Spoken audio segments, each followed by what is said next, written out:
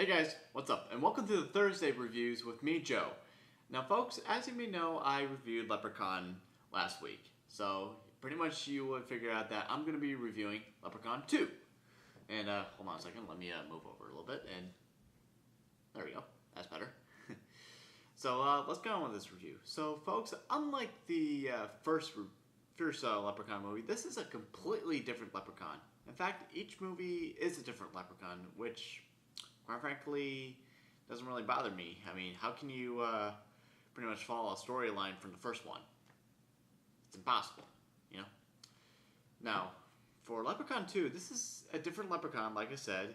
It starts off about 1,000 years from Ireland. The Leprechaun kind of has a slave, and he's going to free him soon as he gets married. You see, every 1,000 years, a Leprechaun is destined to get married. And what is the bride of the Leprechaun's choice? It is the daughter of the Leprechaun's slave.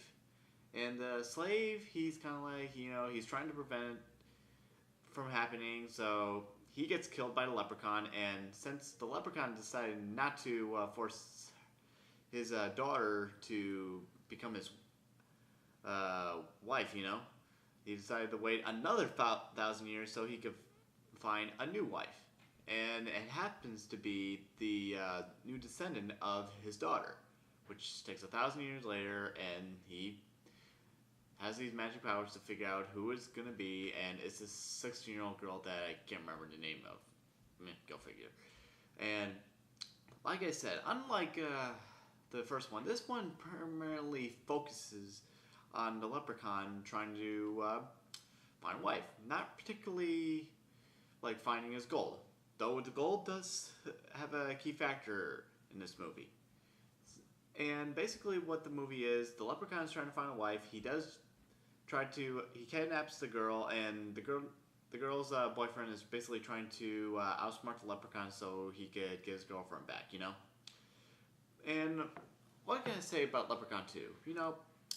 Honestly, this is a better story in my opinion, though the acting is slightly weaker, but yet, it's still enjoyable. I just think the story's a little better. They actually,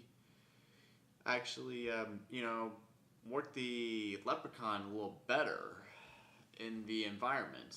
I mean, he's quite honestly a little more Irish, in my opinion, and it's a bit funnier than the first one. I mean, these movies are not really meant to take serious. I mean, you're just pretty much enjoyed the comedy and the greatness of the Leprechaun and Warwick Davis, who is, of course, great as the Leprechaun. He does it in all the movies.